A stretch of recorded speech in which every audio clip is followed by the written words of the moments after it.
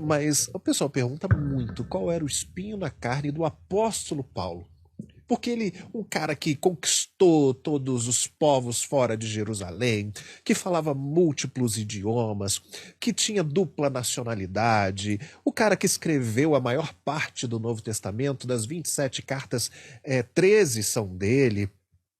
Qual era o espinho que ele relata tanto? E as pessoas falam: o que era isso? Ah, eu já sei. Paulo era gay, ele queria ficar com Timóteo e não podia. Esse era o espinho na carne de Paulo. Muitos dizem: ser gay não é um espinho, gente, então não era isso. Ah, Paulo tinha um rabo de saia e ele não podia assumir. Não, muito possivelmente Paulo era viúvo. Ele se dedicava exclusivamente ao ministério depois da morte da sua esposa, porque Paulo era membro do Sinédrio, e para ser membro do Sinédrio naquela época você tinha que ser casado. Ah, o problema de Paulo, eu já ouvi isso, era malária. Eu falei: eita, que Paulo foi na África ou veio aqui no Brasil, né? Para pegar malária, que não era uma doença muito comum ali na Ásia e nem na Europa. Mas eu quero começar com vocês falando sobre o texto que cita isso, que é o texto de 2 Coríntios 12, onde Paulo ele tem uma experiência de abdução. Ele nos dá mais informações em um versículo do que a gente tem em livros inteiros. Ele diz assim: tive uma experiência e fui arrebatado. Se no corpo ou fora do corpo, não sei, mas fui até o terceiro céu. E lá eu vi coisas que eu não conseguiria narrar. E por tê-las visto, me foi colocado um espinho na carne para que eu não me ensoberbecesse.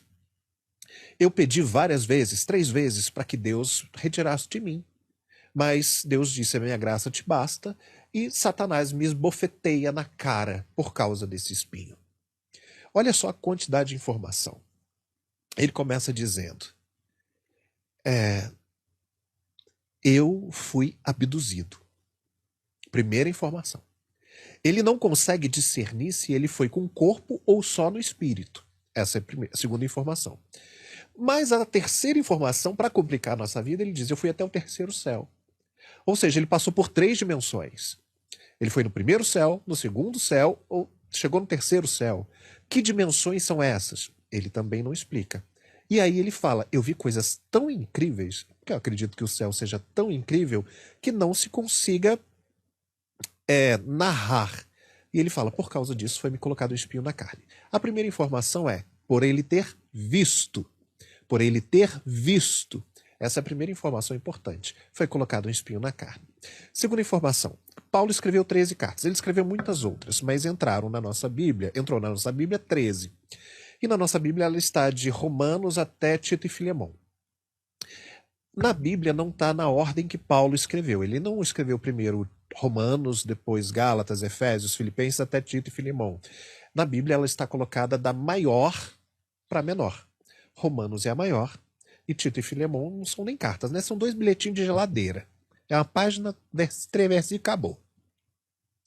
E o interessante é que, à medida que você vai vendo a escrita de Paulo, ele começa dizendo que ele escrevia e assinava. Com o passar do tempo, ele começa a dizer que ele começa a escrever em letras muito grandes.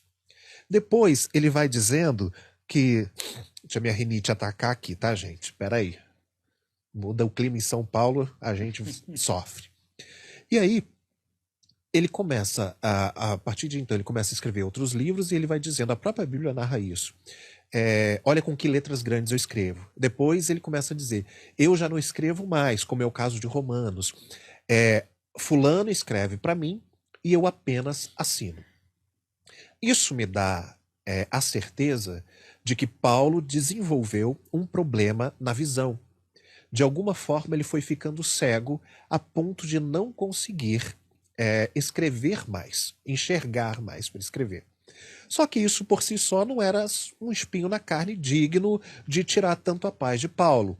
Mesmo sendo algo como Paulo, que fazia tantos milagres, tantas curas, mesmo ele não tendo que se curado a si mesmo para consigo, então você pensa que era uma doença, era algo talvez vexatório, mas não considerado algo que pudesse tirar a paz de espírito.